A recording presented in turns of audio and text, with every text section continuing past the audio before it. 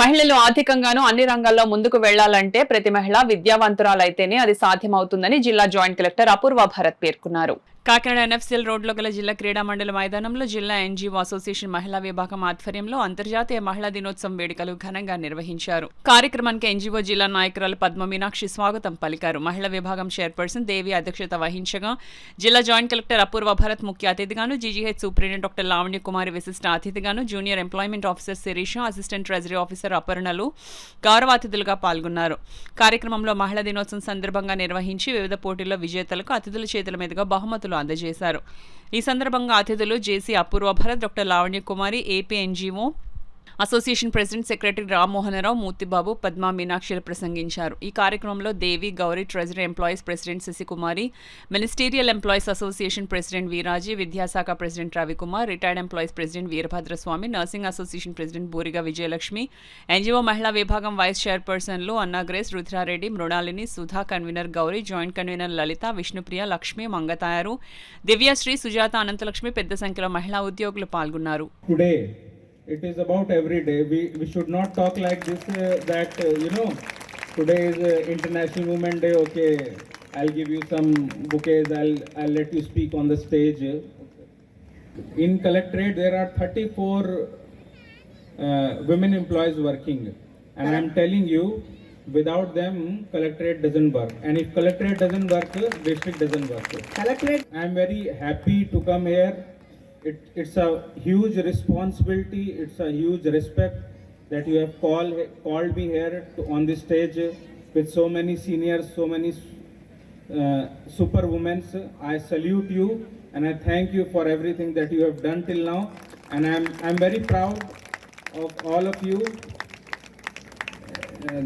The honorable member sitting here, he told me that you will come again as collector. When I'll come as collector, I'll speak in Telugu. So employees work చేసినప్పుడు ఇందాకంతా చెప్తా ఉన్నారు, అమ్మాయిలు ఇంట్లో వంట చేసుకోవాలి, ఇది చేయాలి. So my question is, why don't the men work in the kitchen? ఇప్పుడు కట్టండి. సో ఎంతసేపు అమ్మాయిలు 2 పనులు చేయాలి, అమ్మాయిలు 2 పనులు చేసి వస్తున్నారు అంటున్నారు, కానీ మేము కూడా పాలు పంచుకుంటాం కిచెన్లో అని ఒక్కళ్ళ నోట్లోంచి కూడా రాలేదు ఇక్కడ. మీరు తెల్లారు కదా. I'm strongly condemning that. మీరు నిజంగా బర్డెన్ తీసుకోవాలి, నిజంగా వాళ్ళని సుఖంగా ఉంచాలి అంటే ఇంటి పనుల్లో సాయపడండి.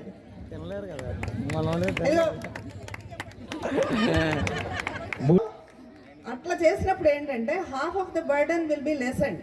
సో అది పాపం చాలా మంది తలొప్పుతున్నారు సైలెంట్గా. అవునా కదా? చేతులు ఎత్తండి అవునంటే ఎంతమందో. సో ఇంతమంది కోరుకుంటున్నారు కాబట్టి సో ఎన్జీఓస్ ఈసారి ఏం చేస్తారంటే మహిళా దినోత్సవానికి మహిళలనే కాకుండా పురుషులను కూడా వాళ్ళ మిగతా హాఫ్లను కూడా పిలిచి ఈ పని చెప్తే సో దట్ నెక్స్ట్ టైంకి ఏంటి అంటే క్రికెట్ మ్యాచ్ చూసేవాళ్ళు కూడా చైర్స్లో ఉంటారు. అసోసియేషన్కి వెచ్చించడానికి కానీ నా భార్య పూర్తి సహకారం ఉండటం వల్లే నేను మీ అందరికీ ఉన్నానని, మీ అందరితో కలిసి ఉంటున్నానని చెప్పేసి ఒకరోజు కూడా వాళ్ళకి ఉపయోగపడే పని మనం చేయలేకపోవచ్చు, కానీ మీ అందరికీ ఉపయోగపడిన పనులు నేను చేస్తూ ఉంటాను. ఎంతోమంది సస్పెండ్ అయిన వారిని, చిన్న చిన్న తప్పులు వాళ్ళు సస్పెండ్ అయిన వారిని మరి కలెక్టర్ గారితో మాట్లాడి ఎంతోమందికి మనం మళ్ళీ సస్పెండ్ నుంచి మళ్ళీ సర్వీసెస్లోకి తీసుకునే విధంగా చేసాం. అదేవిధంగా ఈ గౌరవ కలెక్టర్ గారు సన్మోహన్ గారు వచ్చిన తర్వాత కరోనాలో చనిపోయిన ఉద్యోగుల యొక్క కుటుంబ సభ్యులకి కాంపన్సేట్ గ్రౌండ్లో చాలామందికి ఉద్యోగాలు ఇవ్వడం జరిగింది. అదేవిధంగా ఒక ఉద్యోగి అనారోగ్యంగా ఉన్నప్పుడు కూడా, వారికి రకరకాల సమస్యలు వచ్చినప్పుడు కూడా మెడికల్ ఇన్వాలిడేషన్లో మేడం గారు మరి సూపరింటెండెంట్ గారు మెడికల్ ఇన్వాలిడేషన్ ఇచ్చిన తర్వాత మరి ఎంతోమందికి కలెక్టర్ గారు వారి కుటుంబ సభ్యులకు ఉద్యోగాలు ఇవ్వడం జరిగింది. నేను అందుకనే సన్మోహన్ గారిని ఉద్యోగుల పక్షపాతి అని మీకు ఎందుకు చెప్తున్నానంటే ఇదే విషయం. వేదిక మీద ఉన్న నా తోటి కార్యవర్గ సభ్యులకి, ఇక్కడ విచ్చేసిన ప్రతి ఒక్కరికి కూడా పేరు పేరున నమస్కారాలు తెలియజేసుకుంటూ, ఇందాక జేసీ గారు ఒక మాట చెప్పారు, ఈ ఒక్కరోజే వాళ్ళని పిలిచి మనం గౌరవిస్తే సరిపోదు, ప్రతిరోజు కూడా స్త్రీకి ఇవ్వవలసింది గౌరవం. ఎందుకంటే అమ్మ ఒక్క నిమిషం గారు కూడా ఉన్నారు, సూపరింటెండెంట్ గారు, వారికి తెలుసు.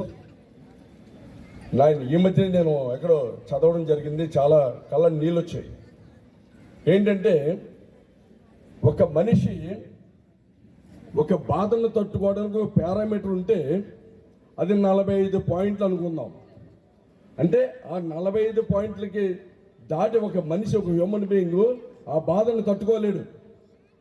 కానీ ఒక తల్లి ప్రసవంలో 57 పాయింట్లు బాధని తట్టుకుని తనకి తెలిసి ఏ క్షణమైనా తను మరణించవచ్చు, ఏ క్షణమైనా సరే నేను ఈ భూమి మీద నుంచి ఈ బిడ్డకి జన్మించి చనిపోవచ్చు తెలిసి కూడా ఎంతో ఉదాత్తంగా ఒక స్వీట్ పెయిన్ లాగా తీసుకుంటే ఒక బిడ్డకి జన్మనిస్తుంది స్త్రీ.